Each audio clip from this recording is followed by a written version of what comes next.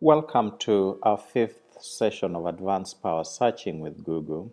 Today we'll begin with a warm-up as usual that will take us back to some of the skills that we learned earlier on, and then we'll look at the last challenges in the set that was offered as part of the MOOC final.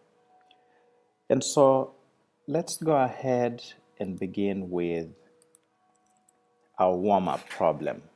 It refers to a late 19th century book, and this is by a Yale-educated American lawyer, politician, and author who recounts the story of the Portuguese arrival to the east coast of Africa.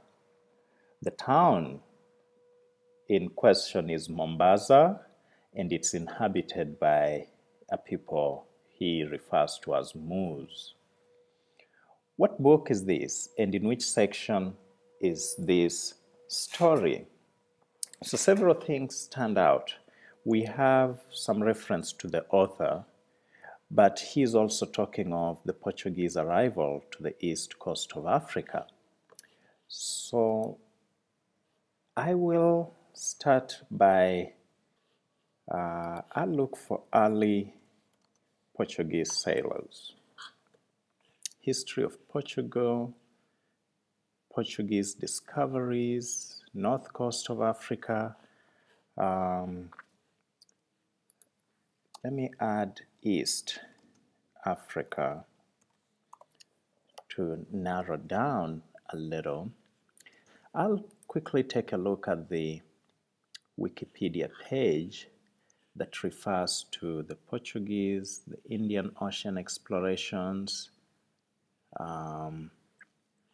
and I know that East Africa is around this area and the Indian Ocean. Let's look at a map of East Africa.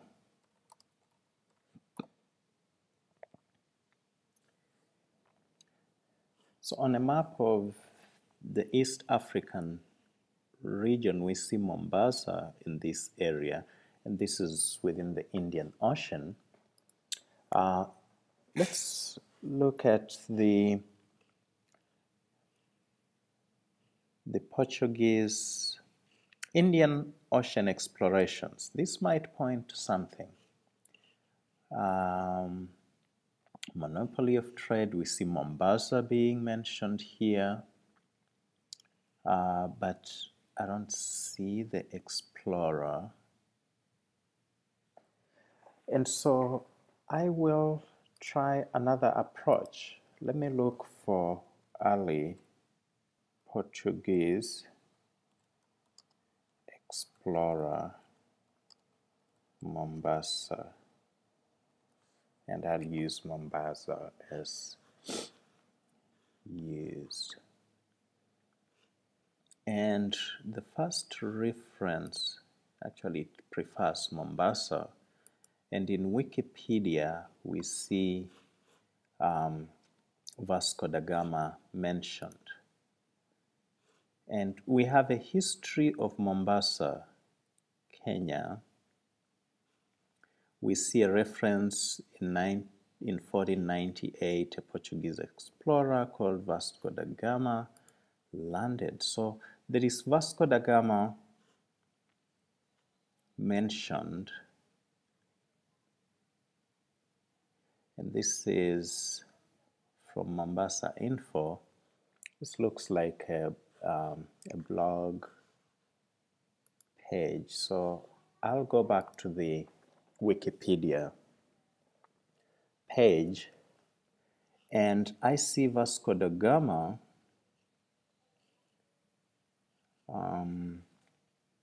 one of the most successful in the age of discovery. And yes, the Portuguese became the first non-Europeans to visit the port of Mombasa, but were met with hostility and departed. So this has to do with Vasco da Gama. And so we know that he's referring to Vasco da Gama arriving in Mombasa. And so let's look for a book that refers to Vasco da Gama.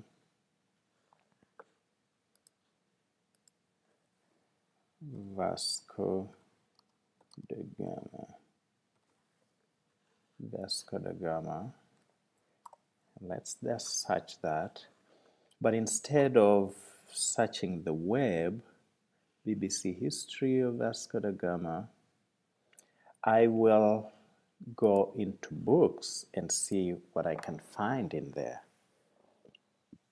So we see several books here, but there is another, and there's quite a few, actually 573,000 results, but there is another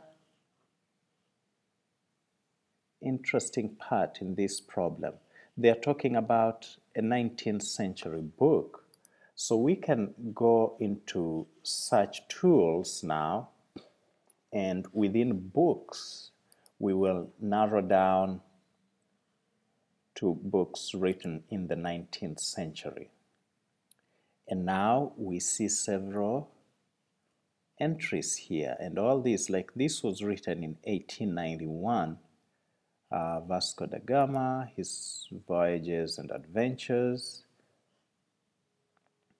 and we see that this is written by George M. Toll. We can just do a quick search and see if George M. Toll gives us Toll. George M. Toll, collectibles. So George, oh, we have some entry here. George Makepeace Toll was an American lawyer, politician, and author. He's best known for his translations of Jules Verne's works, in particular his 1873 translation of Around the World in 80 Days. He might be the person we are looking for. Let's see, and you see education, Yale University, Harvard Law School, and he must be the person we are looking for. Let's just check Wikipedia and see what we find. Wikipedia, okay, this might be an entry about him.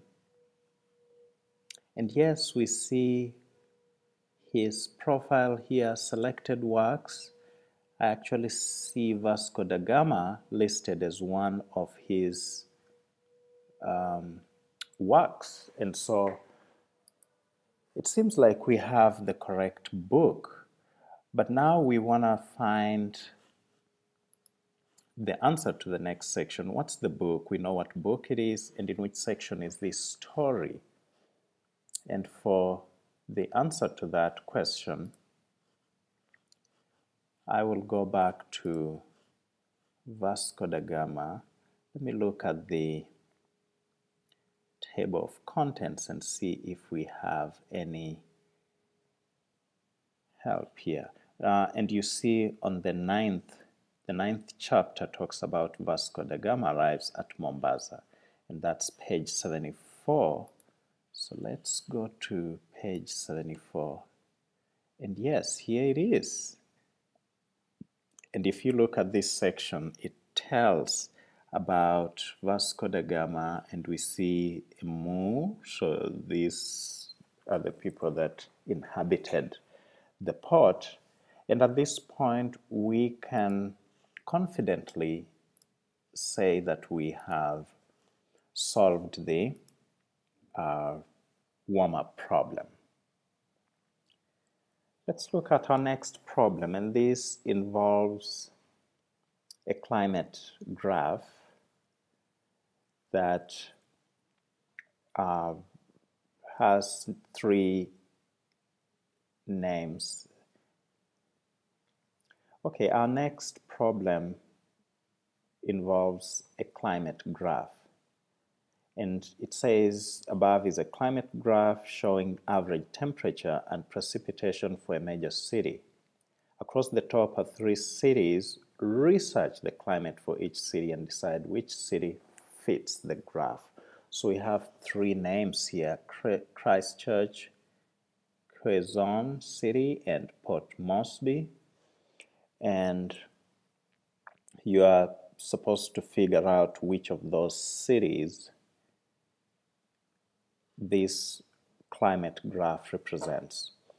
The second part of the question will be to find out what the Köppen climate type for the city that fits the graph as expressed in letter symbols. And then finally, you'll need to figure out which of the city choices has a climate influence by the southeast trade winds. So one quick thing that you can do to make this easier is that I'll have you download some images from this site bit.ly/zzbpy7. And so it's all case sensitive, so you want to enter zzbpy7.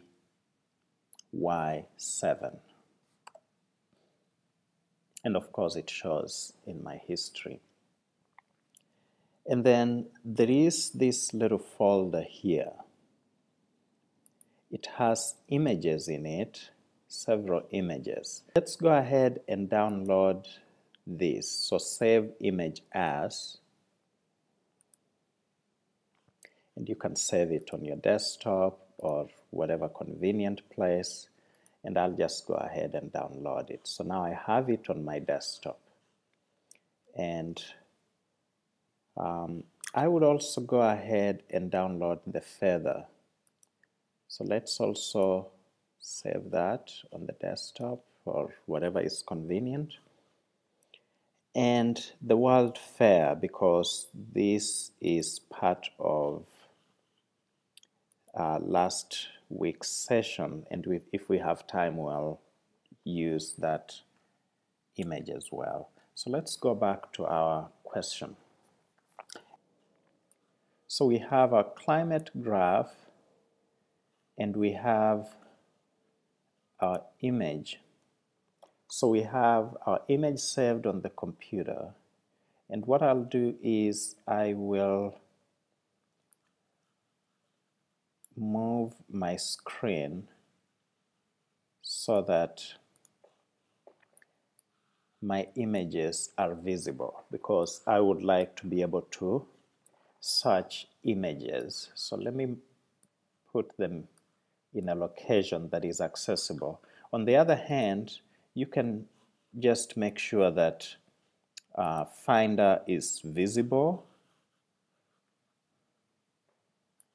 And so the way I've positioned everything is that I can drag and drop items from my desktop to the browser window, and that will prove quite handy. So let's open a new tab and go to images.google.com and try to find out what we see if we just search this climate graph. So I'll drag and drop the image in there. It's uploaded, and you can see some of the results. It doesn't seem to provide much information. I doubt that we will find a quick lead using this image search. And so I will just go in and look for climate graph. Let's look for climate graph of Christchurch. And so we have an entire set of climate graphs here. If I pick one of them, let's look at the very first one. It has temperature, relative humidity, so average temperature in degrees Celsius, and so we see that it provides some information. Let's look for another climate graph. Okay, let's look for climate graph Quezon City. And we're looking at images. And here we have another collection. Temperature in degrees Celsius, relative humidity, and we see that we have average temperature is the pink line. One more city, Port Moresby, climate graph, Port Moresby. And here we are. If we look at images, we have a climate graph here as well, average temperature in degrees Celsius, relative humidity, and those are the months. Now let's go back to our map here. If you look at our map, average temperature starts at about 60 degrees Fahrenheit, dips down in June and July, and rises back. Now we might need to convert our units from degrees Fahrenheit, degrees Celsius to degrees Fahrenheit. So convert 60 degrees Celsius. Convert to Fahrenheit.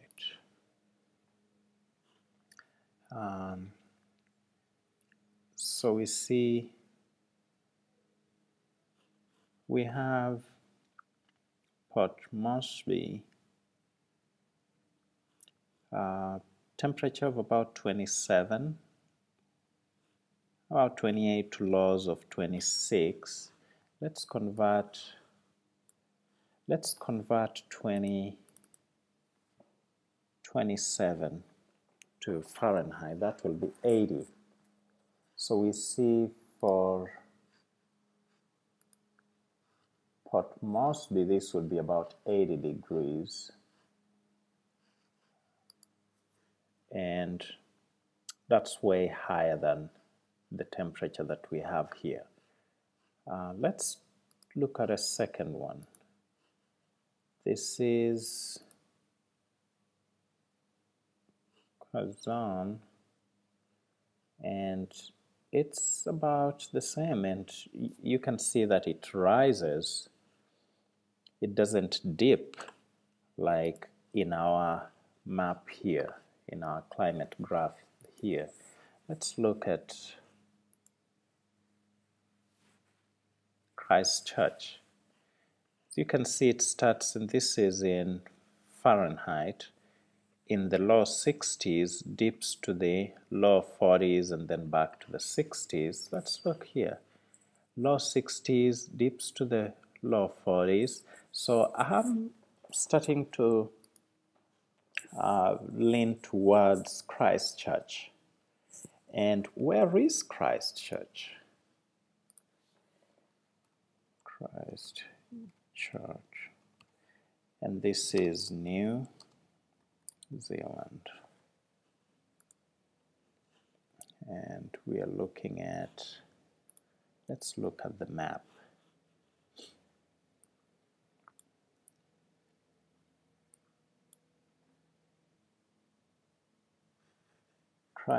So let's look for let's look for Christchurch, New Zealand, Köppen climate type.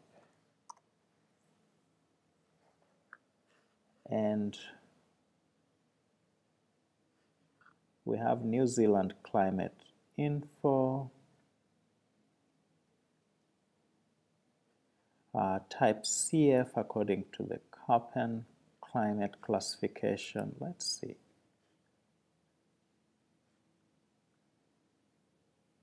What's the weather.org? I don't know how authoritative that is. Let's look at the Köppen classification. But that gives us CF might be the symbols that we are looking for in this particular problem. And which of the city choices has a climate influenced by the southeast trade winds? Let's look for Christtown in maps.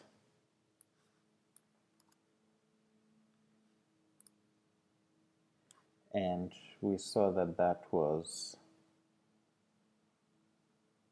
out here.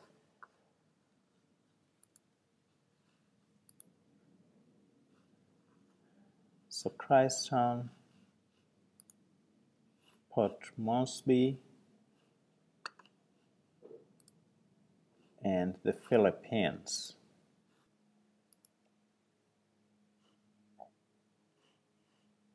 So that's an image of the trade winds. Let's look at images. Southeast trade winds. Southeast trades would be blowing from the east and south towards the equator, and southeast trade winds would possibly be blowing in this direction. Papua New Guinea in the direction of the equator. And so the correct answer here would be Port Moresby. Port Moresby would have the southeast trade winds. Our next problem is fairly straightforward. It refers to some kind of notebook. And here it goes that in the mid-1800s, literate people in the US and elsewhere often carried a notebook with them to copy down passages of text or quotations that were particularly valuable or interesting to them. What was this kind of notebook called? Let's open a new tab, and some of the key words here would be 1800s, notebook. They would take quotations. So let's just do 1800s notebook for quotations. And so I just searched the web for 1800s notebook. Young ladies used to keep notebooks to copy down quotes.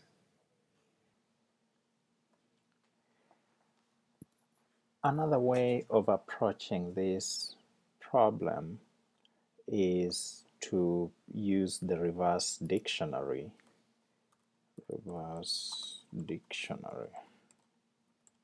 And just search the definition. So let's try this first one here, and I'll go back and look at some of the words here, mid-1800s notebook to copy down passages or quotations. So 1800s notebook for copying passages or quotations. 1800s notebook for copying passages and quotations. Let's see what we get. So we have a list here of a few.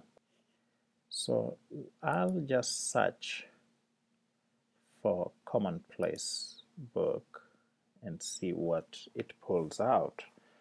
And you can see a way to compile knowledge, usually by writing in books, open collections program. Let's look at the Wikipedia entry. We see that they're used by readers, writers, students to aid in remembering useful concept. I don't see information about the year, but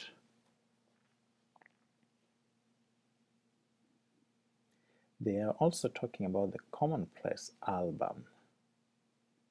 They became significant in early modern Europe. So we will go with the commonplace book as the answer.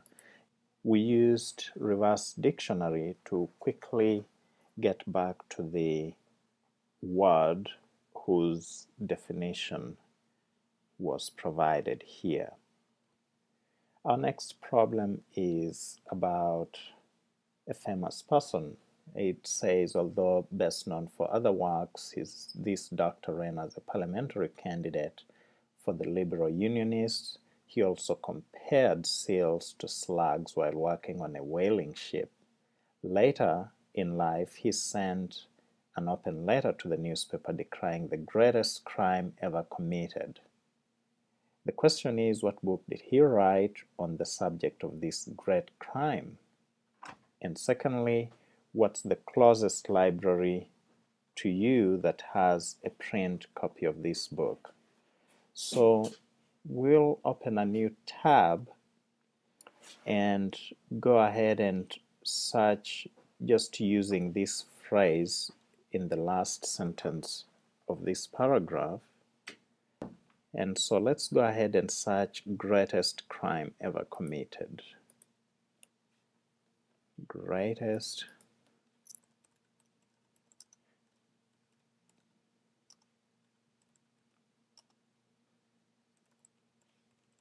and you see that people have been searching this same term. So crime, what's the most sophisticated? Actually, I will use quotation marks to find the exact words. We see an entry here.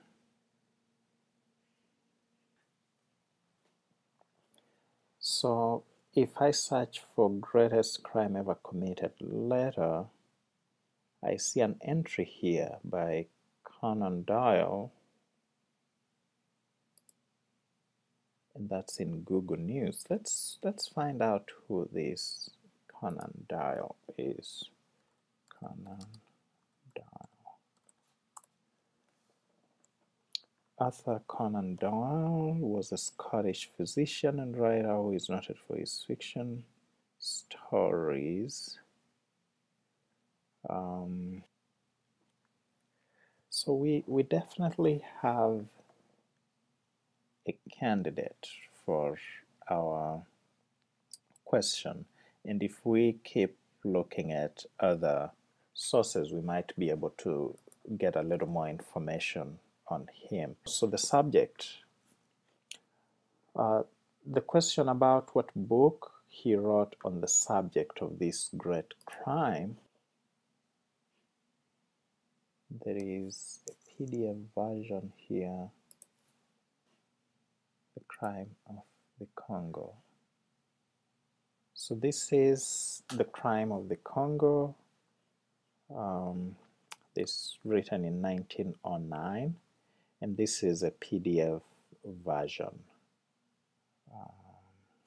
Arthur Conan Doyle, and then let's look for that in books and see what we find. And yes, there's a book here, The Crime of Congo.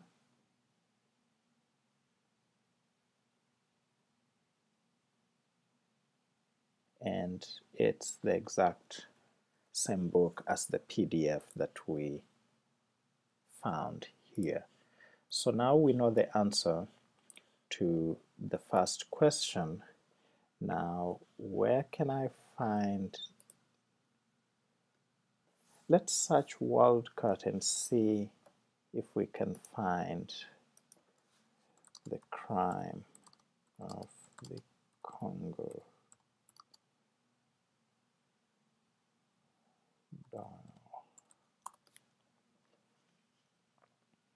The Crime of the Congo by Arthur. Zip code, and so I see that I can find it at Stanford Libraries, Google, CSU East Bay, and so on. And that answers the second part of our question. Next, we have an interesting challenge here. It involves a bird feather. You're hiking in the Rio Platano Biosphere Reserve and saw this feather on the ground. You sketched it out so you could identify it later to what kind of bird did it belong.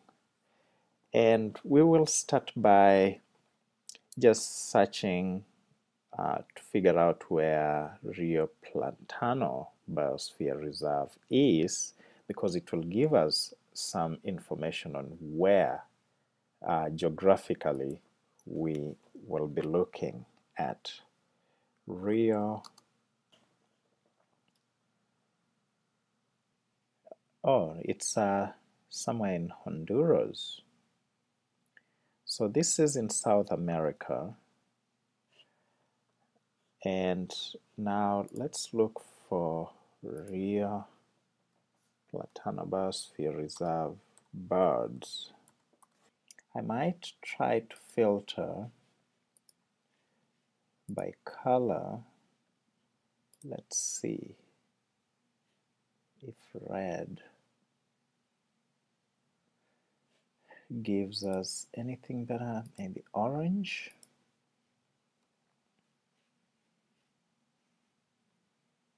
Yeah, we get a few birds, but that doesn't give us much information. Let's look at the problem again. So you have a bird feather, you sketch it. I'm wondering if there are bird feather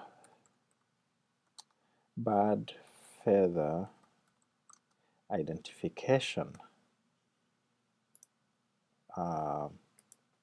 sites. And it seems like we do have quite a few bird feather identification. Let's look at the Feather Atlas. And these might have some information. If we browse, we see lists of different birds, but we don't know the name of the bird nor the species. So I'm just clicking through because I'm curious to see what they have. We have a male bird scan here. Oh, so this is how they will look. But we might try to maybe search, but here we need either the order, the family, the name, common name, and scientific name. What about identifying? Let's get started with identifying. And here we have a list, and if we look at our feather, it has a dark tip, so two colors with a dark tip. And so if I look at this pattern list, I'll select the dark tip. What color would we select for this feather? Let's try yellow-orange because it seems to be the most. So we see northern flicker, but this is not exactly the color we are looking for. So let's go back. Let's go back and select the same pattern and select black. Let's see what we get here. And we see a list. Okay, so this, the red shafted northern flicker. So yes, it's the same bird or a similar bird, but with a different color of feathers. So this seems to be the bird that we are looking for, in which case we just used a feather identification site, but let's go ahead and look for the northern flicker and find a little more information.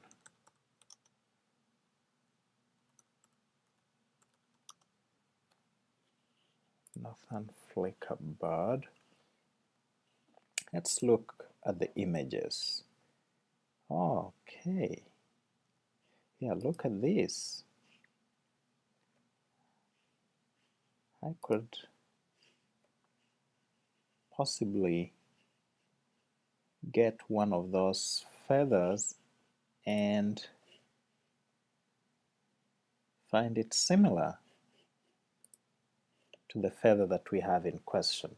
So using images helps to confirm for us that we actually have the correct feather.